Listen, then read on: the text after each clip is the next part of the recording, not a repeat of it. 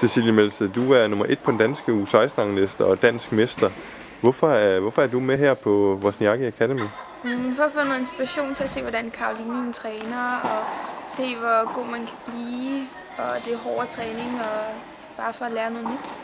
Hvad er det, der er anderledes her på akademiet i forhold til den træning, du normalt får inde på KB? Altså, de laver mere fysisk træning, og de træner hårdere, og det er lidt anderledes mønstre, de laver, og altså, det hele er bare anderledes, og så kunne man bare få en inspiration af det. Nu har de jo så ansat Kenny Carlsen også som træner. Hvordan er det at blive trænet af en, som har været så god, som han har været? Det er sjovt. Altså, han har hele tiden noget nyt at sige, og han har erfaring med det, så det er rimelig godt, at han er kommet med. Hvad betyder det? Nu hedder det jo Wozniacki Academy, og man ser vel op til Caroline som ung spiller. Hvad betyder det at have en som Caroline at se op til?